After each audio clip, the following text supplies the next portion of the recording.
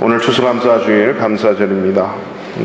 매년 11월 셋째 주일이 되면 추수감사주일로 저희가 이렇게 지키게 되지요.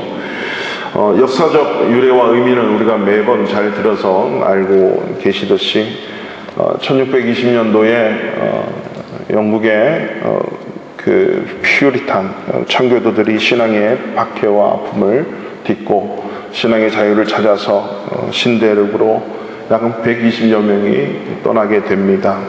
그리고 많은 항해하는 동안에 44명이 죽고 또 정착해서 또 그 토착민 원주민들에게 살해도 당하고 많은 위협 속에 이렇게 살아가다가 이듬해에 첫 열매를 이렇게 곡식으로 거두었어요.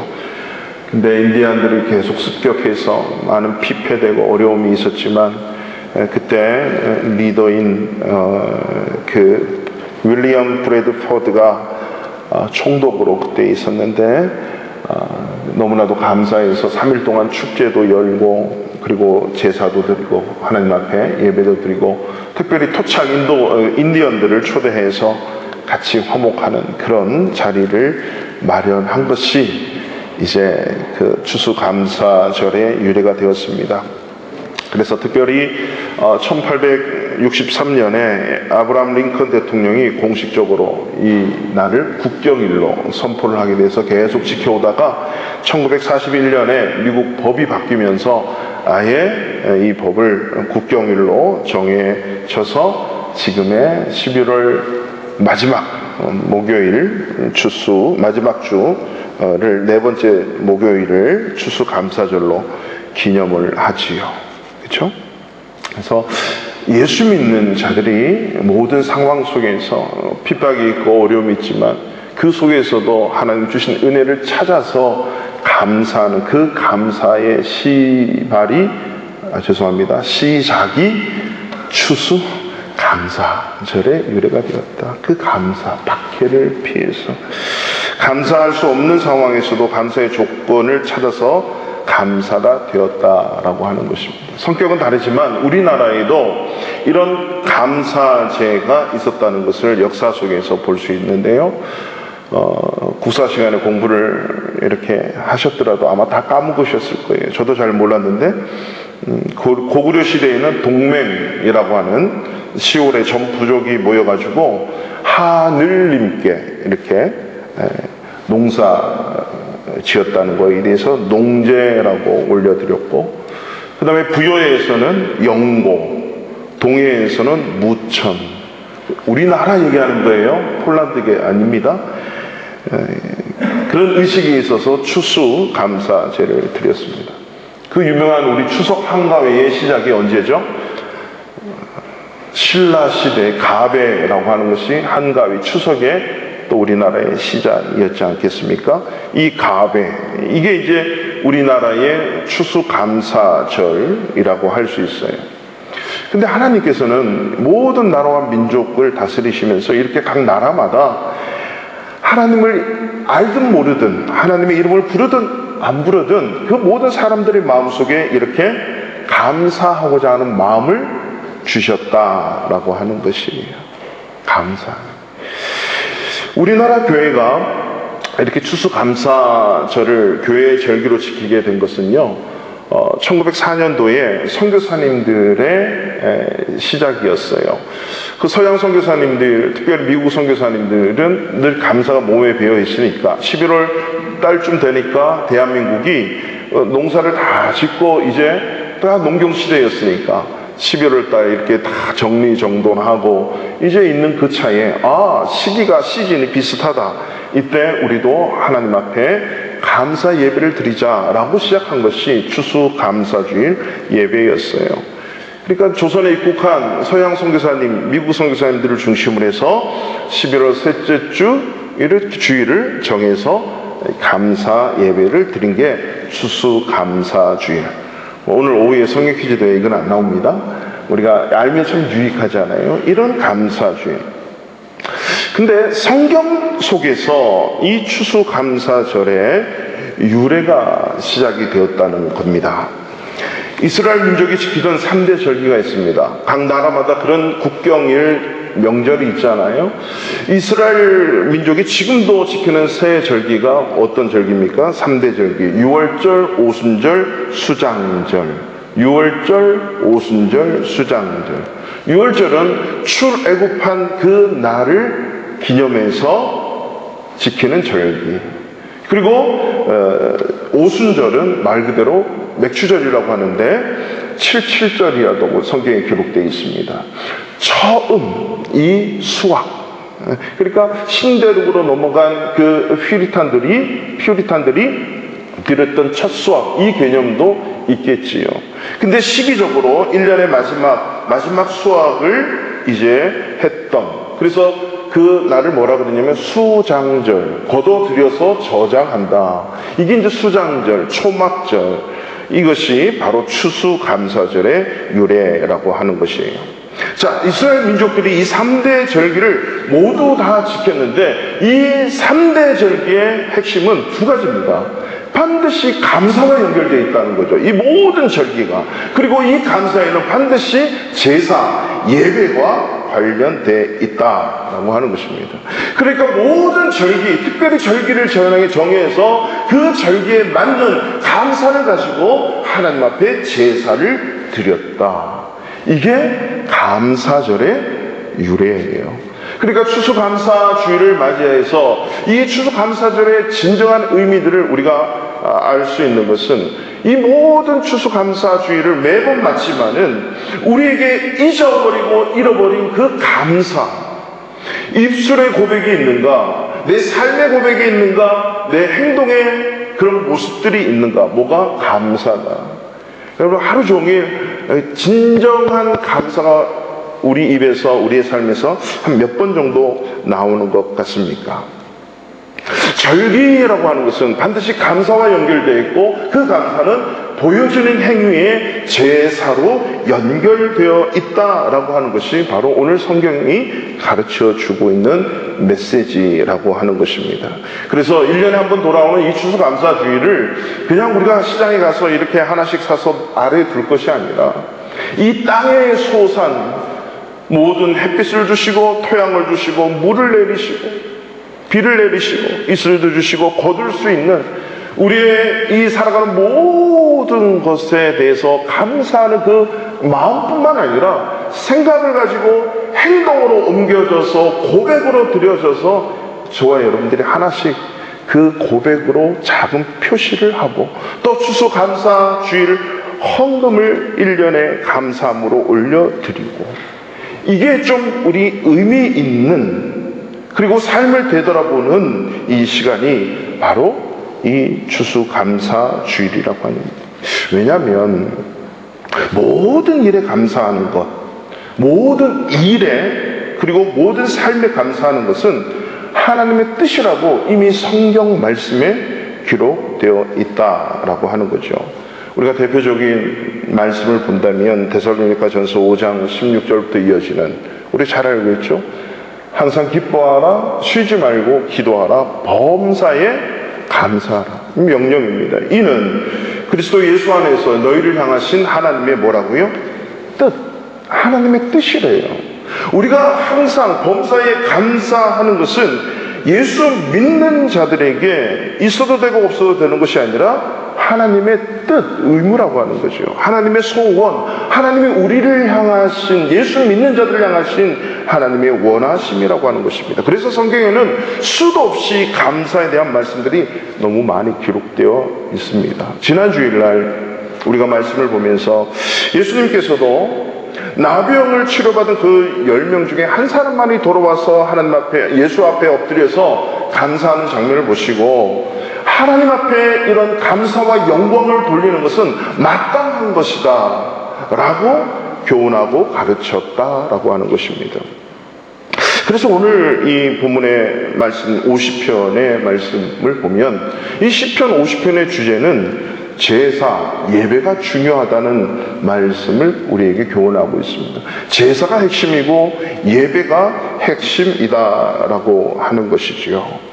그러니까 예배의 그 진정성, 진짜 예배하는 것은 그 예배에 우리의 마음뿐만 아니라 말과 행동이 일치하는 뭐에 의해서? 감사.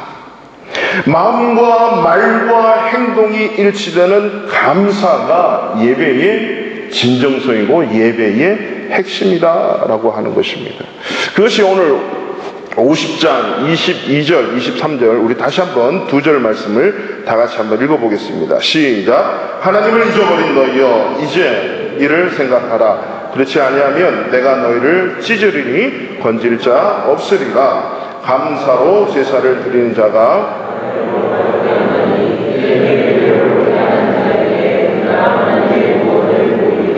아멘. 이 감사의 진정성, 예배의 진정성의 그 의미는요, 믿는 자들이나 이 믿지 아니하는 자들은 좀 달라요. 그렇죠? 믿는 자들이 하나님 앞에 예배할 때에 바로 이 감사의 마음과 행동으로 말로 하나님 앞에 예배드리고 제사를 드려야 된다는 거죠. 아담과 하와가 하나님 앞에 그 첫 인간이 하나님의 말씀에 불순종하면서 나타난 성경에 기록된 첫 번째 죄악의 문제가 어디서 발생이 됐습니까? 예배에 의해서 발생이 됐습니다. 그 예배의 진정성이 없어진 겁니다. 가인과 아벨의 그 제사의 문제, 그것이 그들의 운명을 갈라놨죠. 그 운명을 가른 분기점이 제사, 예배였다는 것입니다. 여러분, 우리가 예배, 제사 이걸 너무나도 소홀하게 여기면 우리의 운명이 달라져요. 여러분, 예배의 승리자, 예배에 성공하는 자들의 삶은 달라요. 예배를 소홀하게 여기지 않고 예배를 소중하게 여기는 자들, 여러분 인생에 있어서 가장 소중히 여기는 것이 뭡니까? 여러 가지 많이 있겠죠. 그 여러분이 정말 소중히 여기는 그것보다 더 소중히 예배를 여기지 않으면 예배에 힘이 없고 예배에 능력이 없고 나아가서 삶의 운명이 갈라지는 것입니다. 그렇지만 예수 믿는 자들이 예배에 온전한 내 소중함을 다 쏟아놓으면 삶이 달라져요. 이것이 하나님께서 저와 여러분들에게 지어주신 약속, 그 의미라고 하는 것입니다. 요한복음에도 예수님이 4장 23절 24절에 보면 아버지께 참되게 예배하는 자들은 영과 진리로 예배할 때가 오나니 곧 이때라. 아버지께서는 자기에게 이렇게 예배하는 자들을 찾으신대요. 하나님 우리를 찾는 이유가 뭡니까? 이 찾다라는 건 우리에게 포커스 온 한다라고 예전에 말씀드렸죠. 우리를 주시하고 우리를 통해서 하나님은 그 일을 열어가세요. 하나님의 일을. 이제 회사에서 중직들도 계시고 회사원도 계시지만 회사의 오너들은 늘 포커스 온 하는 사람들이 있어요. 그렇지 않겠습니까? 그 포커스 온 하는 그 사람들을 중직들은 찾아요. 그 사람들을 찾아서 뭐 하려고? 회사를 일으키는 그 일에 사용하는 거예요. 근데 그 오너나 리더의 눈에 찾지 않으면 어떻게 됩니까? 책상이 없어지거나 뭐 어떤 수를 써서라도 그죠? 없어지겠죠.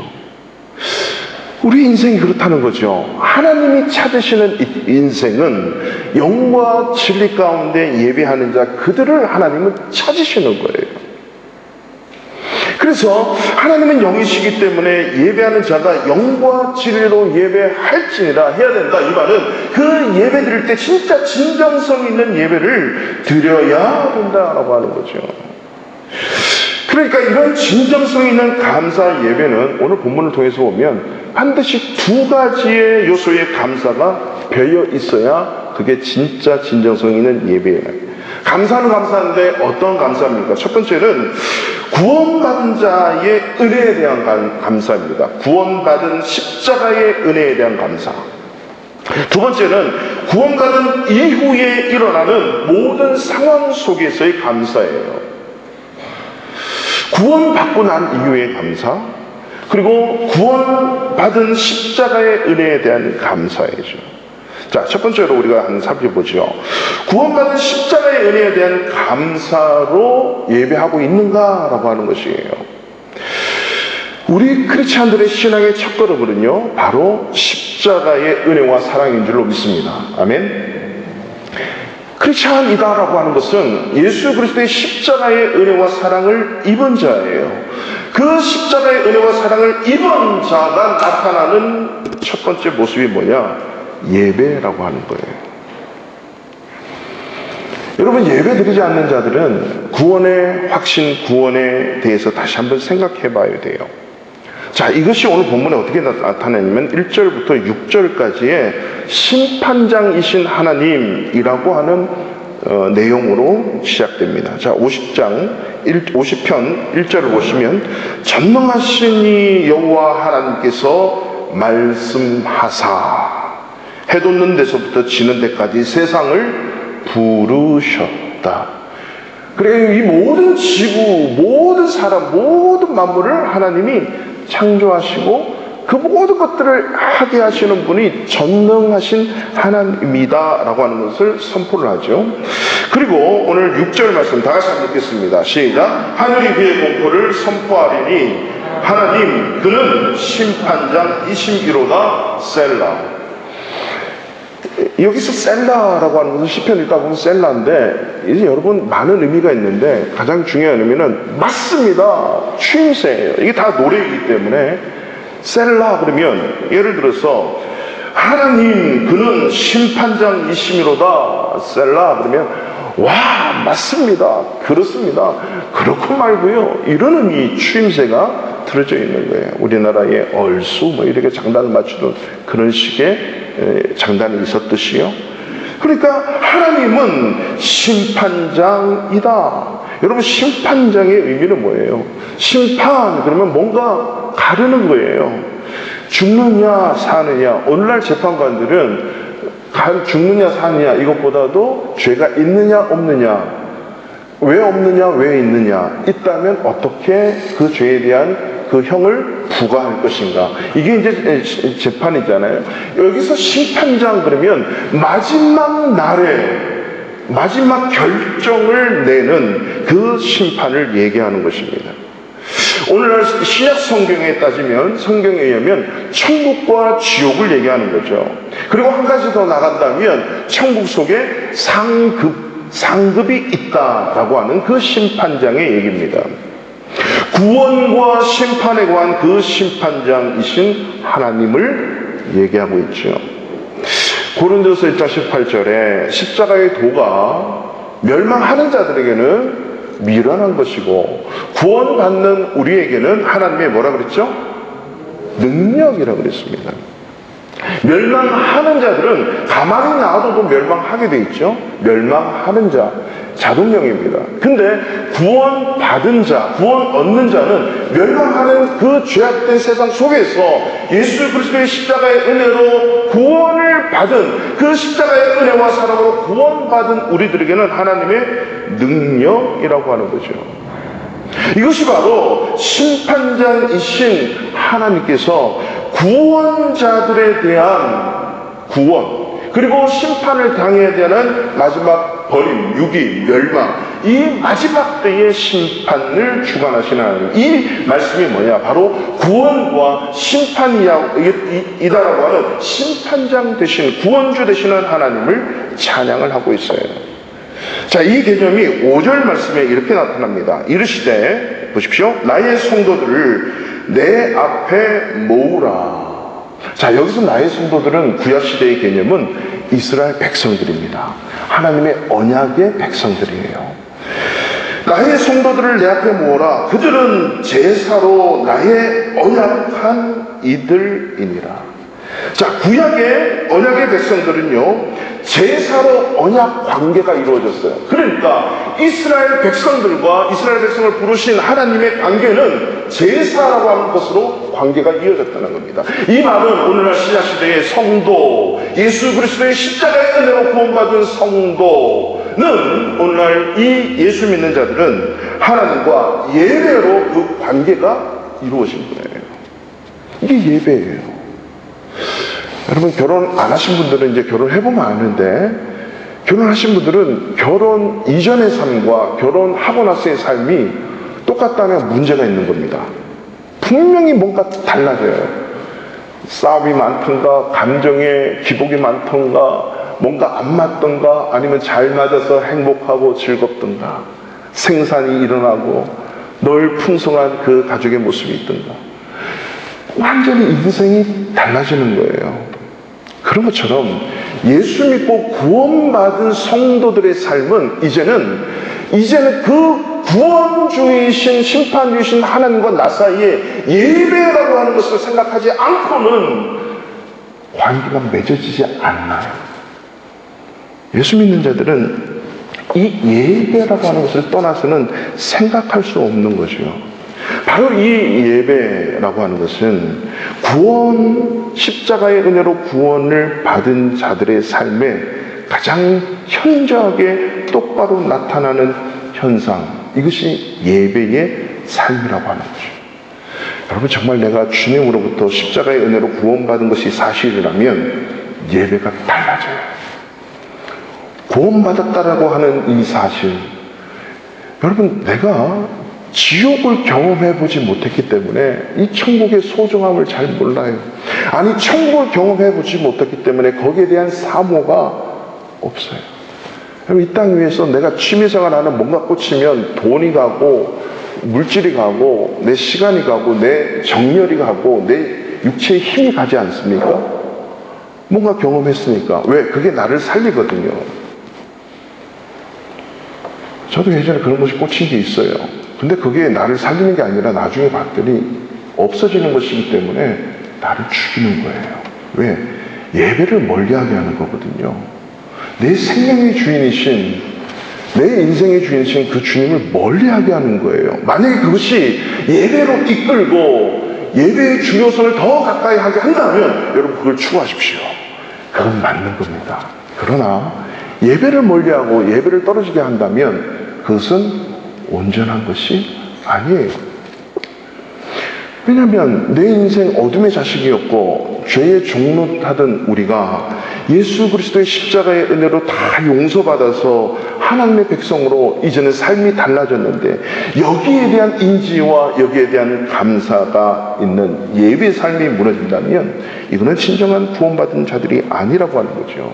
성도들을 내 앞에 모으라, 하나님 앞에 모아서 제사하는 것이 나의 언약한 이들이다. 출애굽할 때도 모세가 바로에 가서 하는 얘기가 뭡니까? 우리가 가서 우리끼리 하나님을 섬겨야 되겠습니다. 예배해야겠습니다. 하나님의 백성이 마땅히 해야 될 한 가지, 해도 되고 안 해도 되는 것이 아니라 반드시 해야 될 게 예배라고 하는 거죠. 이 예배의 그 근본이 어디서 나옵니까? 구원받은 것에 대해서 나온 겁니다. 구원받은 언약의 백성. 오늘날 예수 믿고 구원받은 저와 여러분들이 반드시 감당해야 되는 것이 바로 예배의 삶이라고 하는 것입니다. 내가 오늘 밤에 당장 죽으면 천국 갈 수 있다는 확신이 있으면 구원받은 자입니다. 서로 내가 내 삶에 그런 확신이 없다 할지라도 예수 그리스도가 내 마음에 인격적으로 믿어지면 그분은 오늘 당장 죽어도 어디 갑니까? 천국 가는 겁니다. 마치 여러분, 먹고 마시고 자고 일어나고 행하는 모든 것에 문제가 없다면 나는 건강하지요. 확신을 안 해도 나는 건강하다는, 아니 검증이 안 돼도 나는 건강하다는 확신이에요. 그래서 검진을 받고 아하, 건강하구나 알는 것처럼 우리가 예수 그리스도가 믿어지면 저와 여러분은 구원받은 자예요. 그러면 이 구원받은 자들의 모든 삶의 근본, 기본, 기초는 예배라고 하는 것입니다. 가인과 아벨의 그 예배, 제사의 문제는요, 그 제물에 문제가 있었지 않았다는 거죠. 그 마음이 누구에게 있는가? 아벨은 하나님이 그렇게 말씀하신 거예요. 아벨의 마음도 받고 아벨의 제물도 받으신 거예요. 근데 가인은 가인도 받지 않고 가인이 드린 제물도 받지 않았어요. 오늘날로 따지면 가인의 제사는 더 많은 거예요. 왜냐하면 가축으로, 짐승으로 피를 흘려 더 힘든 상황 속에 더 많은 것을 드렸기 때문에. 아벨은 땅의 소산으로 드렸어요. 어떻게 보면 겉으로 보일 때는 그것이 더 피 흘리고 가죽 벗기고 뭐 이래가지고 드리는 그것이 오히려 더 힘들고 더 많은 물질을 오늘날 기준으로 얘기하면 드릴 수가 있어요. 그렇지만 아벨은 그렇지 않아요. 그렇지만 하나님이 받으시는 것은 아벨의 제사를 받으신 거죠. 왜 그렇죠? 진정성의 문제였습니다. 하나님께 어떠한 자세로, 어떠한 태도로 제사를 하는가, 예배를 드리는가. 제가 지지난주에 크라쿠프에 내려갔다가 저희들이 인도한 그 폴란드 분이 너무 잘생겨가지고 저 복음을 증거하기 시작했어요. 뭐 자기네 나라는 다 이렇게 예수를 믿는 나라래요. 그 예수 믿냐 그랬더니 믿는데요. 오늘 죽으면 천국 갈 수 있습니까? 그랬더니 글쎄, 그랬더니 아마 갈 수 있을 것 같아요. 왜냐하면 자기 조상들도 다 갔으니까. 물었죠. 지금 예배 드리고 있습니까? 안 드린다요. 여러분, 구원의 확신이 있는 자는 반드시 예배로 삶이 나타나게 돼 있어요. 그게 성경에서 말씀하는 거예요. 근데 예배를 잘 드린다고 해서, 예배 시간에 빠지지 않고 뭔가 드린다고 해서 그 사람이 구원받았다라고는 확신할 수는 없어요. 왜? 보여지는 거기 때문에. 근데 정말 구원받았으면 예배가 달라져요. 예배의 중심은 바로 십자가로 용서받고 용서받은 것에 대해서 감사함으로 드려지는 게 그 예배의 중심이에요. 전부예요. 바로 예배는 반드시 여러분 나올 때마다 이 구원받은 것에 대해서, 십자가에 대해서 하나님 감사합니다. 억만 죄악 가운데서 저를 구원해 주신 그 구원의 은혜에 감사합니다. 오늘 당장 내가 십자가에 달려 내가 죽어야 되는데 그 자리에 주님이 달리심으로 내 죄가 용서함 받았음에 감사드립니다. 제 생명이 이제 주님께 달려 있음에 감사합니다 라고 하는 것이 예배의 시작이고 예배의 전부예요.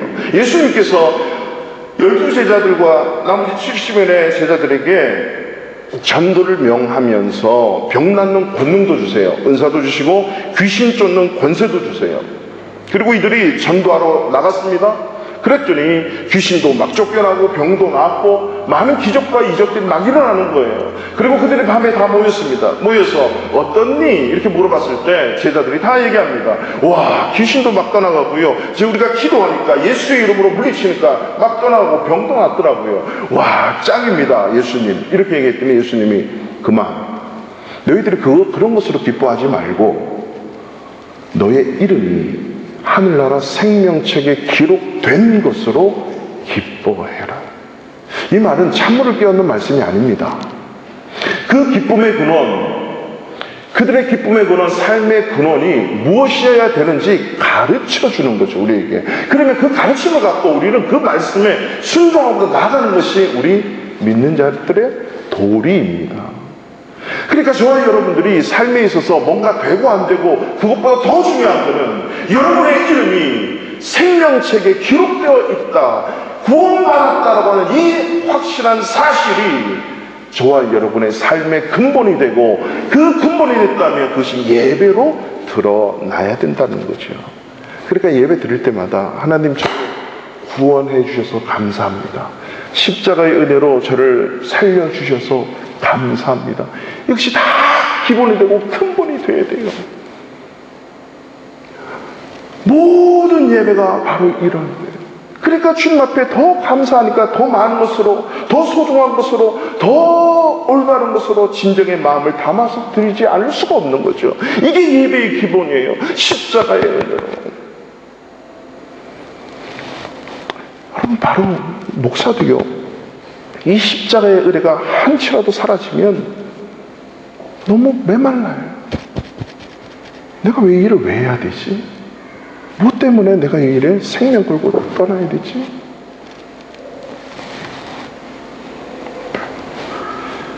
오늘 이 밤에 우리의 생명이, 우리는 건장할 거라고 우리는 장담을 하지만 언제 우리의 인생이 끝나는지 몰라요.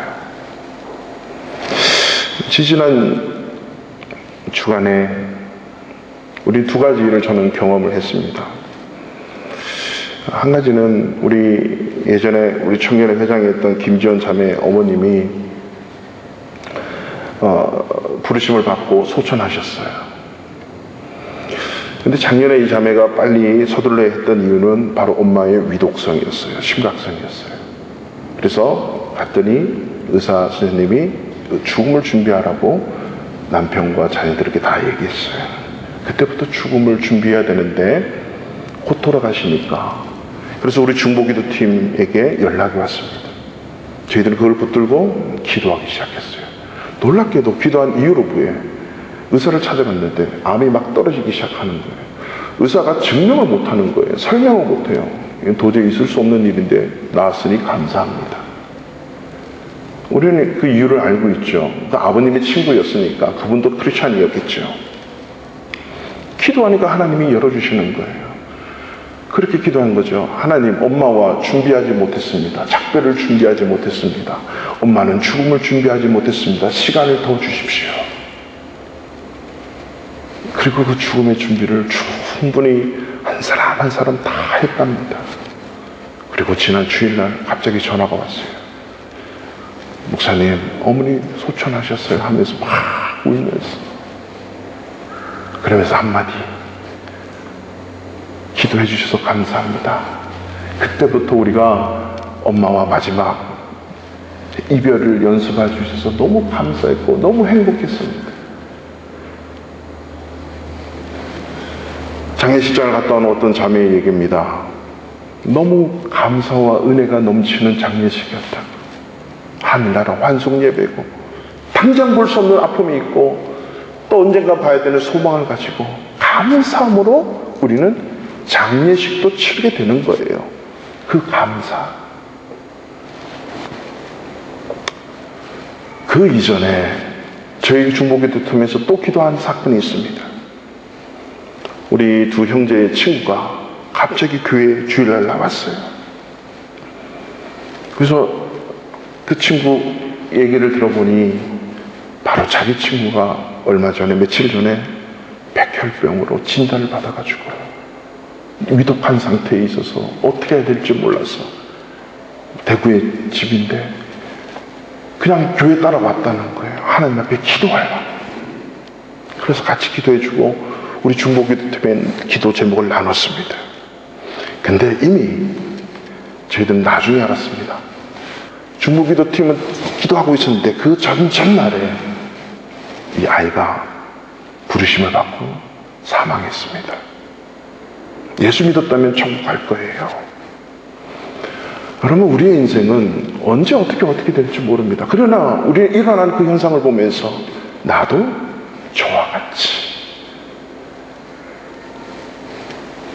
그 일 앞에서 우리가 오늘 이 순간에 내 이름이 생명책에 기록되어 있는 것으로 인해서 십자가의 은혜로 구원받은 것에 대해서 감사하면서 오늘 이 예배에 드릴 수 있다는 것, 이게 얼마나 감사합니까?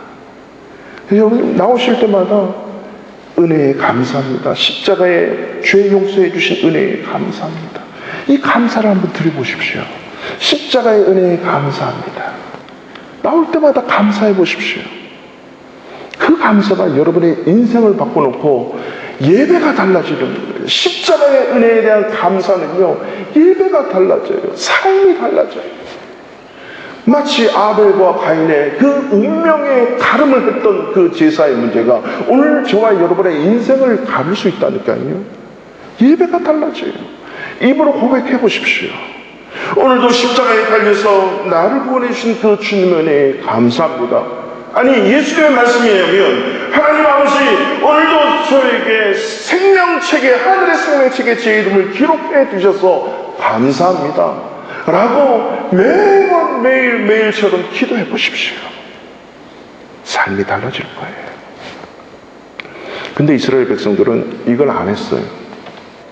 나는 하나님의 백성이니까, 우리는 선민이니까. 근데 주님이 책망하시는 것이 무엇입니까?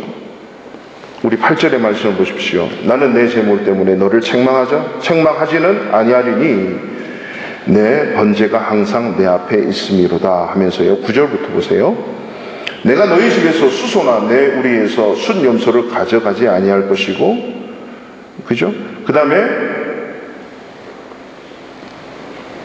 13절. 내가 수소의 고기를 먹으며 염소의 피를 마시겠느냐. 더 이상 안 받겠다라고 하는 거죠. 이 이스라엘 백성들의 문제가 뭡니까? 제사 안 드렸던 게 아니고 예배 안 드렸던 게 아닙니다. 그 안에 진정성이 있는 거예요. 다 드렸는데 나를 택해 주시고 나를 하나님의 백성으로 불러주신 그 하나님 은혜에 감사합니다. 이게 없었다는 겁니다. 뭐만 있어요? 껍데기만 있는 거죠. 형식적인 것만 있는 거예요.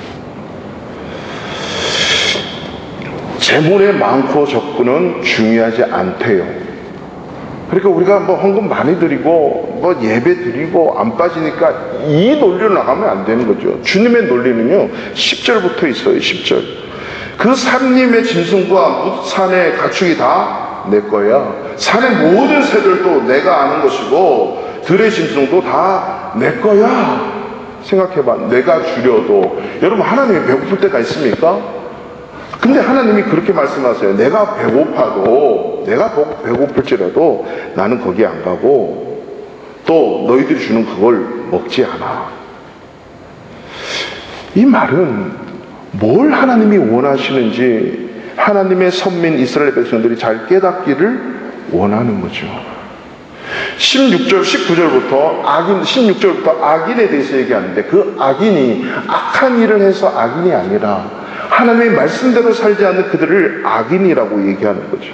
교훈을 미워하고 내 말을 내 뒤로 던지고 말씀에 상관없이 형식만 껍데기만 남아있는 마음과 속과 겉이 다르는 그 형식적인 예배를 하나님이 싫어한다라고 하는 거죠. 여러분 사람도 마음이 겉과 속이 다르면 되게 힘들어요. 그렇지 않겠어요? 하나님은 사람은 속일 수 있지만 하나님은 못 속이잖아요. 결혼을 하고 나서 진정성 없는 사랑을 예를 들어서 한 배우자가 일방적으로 한다고 하고 나가서는 자기 마음대로 또 이렇게 언페어한 일을 한다고 얘기해 보세요.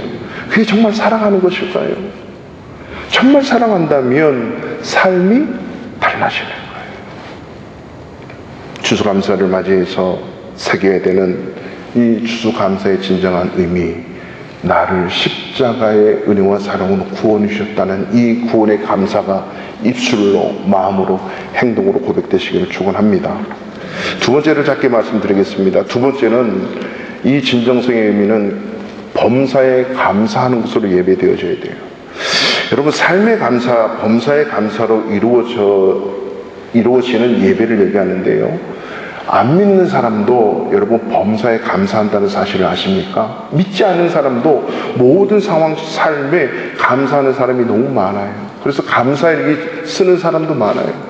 제가 감사일기를 쓰는 사람을 보니까 예수 안 믿는데도 감사해요. 자기가 믿는 부처님께 감사하고 뭐님께 감사한대요.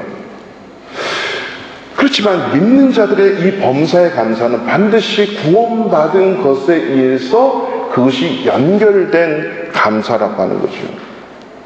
그 구원받은 것이 확실하다고 믿으면 그것이 예배로 나타나고 그 예배를 통해서 내 모든 삶에 감사로 나타나는 거예요. 이것이 범사에 감사하는 것입니다. 그래서 이 범사의 감사는요, 일어나는 모든 일과 상황을 항상 하나님을 초점으로 해서 바라보는 것이에요. 인생을 살 때 두 가지 관점이 있는 것 같습니다. 어떤 관점이냐면 현미경적인 관점과 망원경적인 관점이라고 하는 것입니다.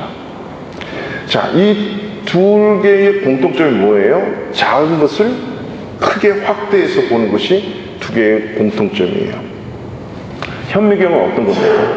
안 보이는 것을 자꾸 보는 거예요. 10배, 100배, 1000배로 해서 막 크게 부풀려가지고 막 보는 거죠. 그 실제보다 엄청 작은데 그걸 막 부풀려. 예를 들면 이거예요. 우리 안에, 우리 손바닥에, 우리 귓구멍 여기에 세균이 얼마나 많이 있어요. 여러분 그렇게 많은 세균을 갖고 다녀도 여러분 장 속에는 2조에서 5조 어분의 이 세균이 있대요. 그래도 우린 살잖아요.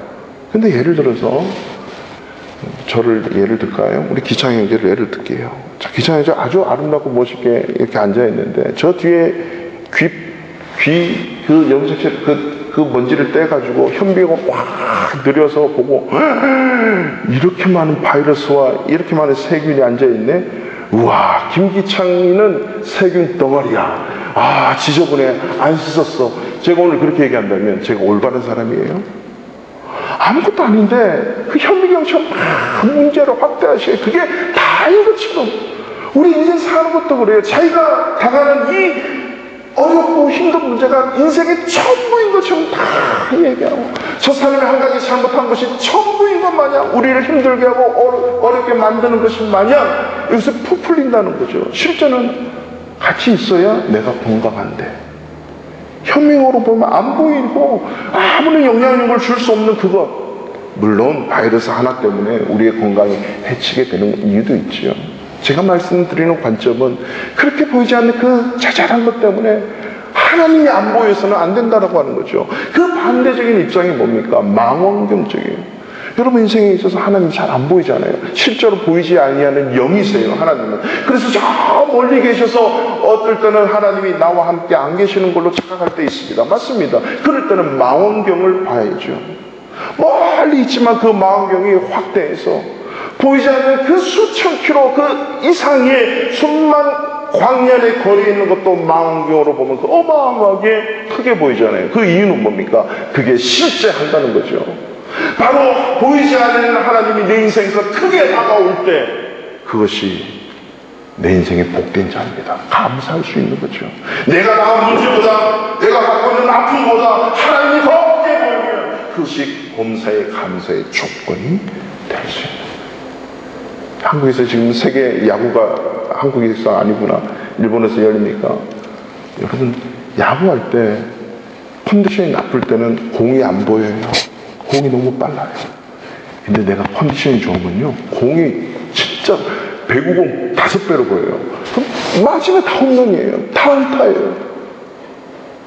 공이 크게 보이면 컨디션이 좋은 거예요. 내 인생에서 모든 상황 속에서 내가 당하는 모든 문제 앞에 하나님이 크게 보이면요 여러분이 바쁘고 힘들고 어렵고 아프고 이것이 아무것도 아니에요. 그래서 우리는 모든 일에 감사할 수 있는 거예요. 감사. 망신 없으니까 망원경은 참 힘든데 현신은 많잖아요. 현미경 성도가 되지 말고 망원경 성도가 우리가 좀 되어서 모든 삶에 하나님이 커 보여서 모든 일에 감사할 수 있는 거예요. 이 범사에 감사하는 어떤 크리스찬의 이 범사 감사 노트를 제가 한번 봤어요. 그랬더니 하루에 10가지씩 늘 감사를 기록을 했는데요. 참 중요하다고 저는 생각해요. 어떤 것부터 하냐면 우리에게 햇빛과 공기와 물과 아름다운 일기를 주신 것에 감사. 이게 아주 흔하지만 표현을 하는 거예요. 오늘 아침도 아내가 차려준 식사를 먹고 가벼운 마음으로 출근할 수 있어서 감사.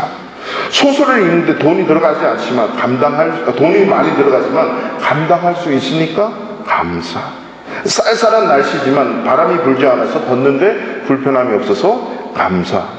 모든 게 다 감사로 다가오는 거죠. 불평할 수 있는 상황 속에서도. 뿐만 아니라 어떤 감사도 있냐면 다 하면 시간이 없으니까 아침에 일어나 곤히 잠든 아내의 모습 늦게까지 자게 내버려 두게 한 것도 감사. 그죠? 모든 게 다 감사의 눈으로 보니까 삶이 다 감사해요. 예배는 바로 그렇게 이런 감사로 드려져야 된다. 오늘 22절을 보십시오. 근데 우리가 이런 감사가 싸그라지는 것은 22절 하나님을 잊어버린 너희여. 구원의 하나님, 우리를 이끄시고 인도하시는 그 하나님을 날마다 잊어버려요. 잊지 말라는 거죠. 그 하나님을 잊지 말고 잃어버리지 말고 철저하게 기억해서 그 모든 상황을 하나님과 연결시켜야 돼. 나를 십자가에서 구원해 주신 그 십자가의 사랑으로 연결시켜서 모든 구원받은 이후의 삶 범사가 하나님과 연결되어졌을 때 그게 뭡니까? 진정한 감사.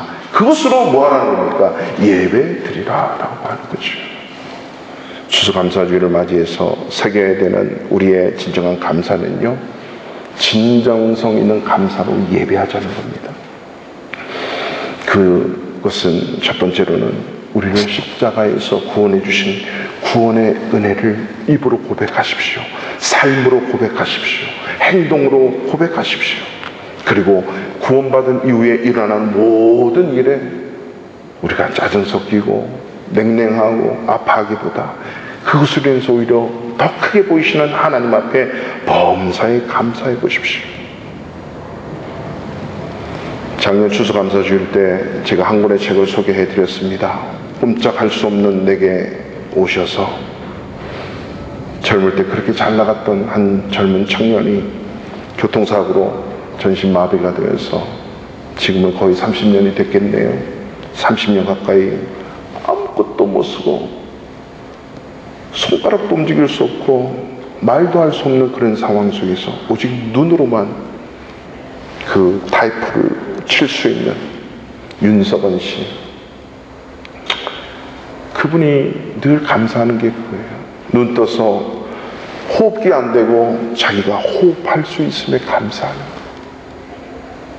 그래서 살아있음이 너무 감사해서 주일마다 어떻게 쓰는지 아무것도 못 움직이지만 예배의 자리로 교회 가서 예배 드리는 거예요. 주일날만 기다리며 사는 거예요. 휠체어에 타고 스스로 탈 수도 없잖아요. 교회에서 집사님들이 돌아가면서 매주일 감당하는 거예요. 그 예배자 한 사람을 예배에 드리고 위해서 휠체어 차로 교회에서 아예 휠체어 실을 수 있는 그 차량을 마련해가지고 예배의 자리로 끌고 오는 거죠. 그래서 그 예배의 자리가 너무 감사하다. 그 감사가 그 인생을 지금도 건강하게 나아가는. 여러분, 예배는 그런 것이에요. 내가 십자가의 은혜로 구원받았음에 감사해서 예배의 자리에 안 나올 수 없고, 그것 때문에 내가 호흡하는 것도 감사하고 살아가는 것이 감사해서 모든 상황에서 현미경으로 내 인생을 보는 것이 아니라 망원경으로 그 크신 하나님을 보면서 내 인생을 만들어가는 그 제사 예배, 감사절을 맞이해서 이런 감사가 여러분 가운데 있기를 축원합니다. 우리 다 같이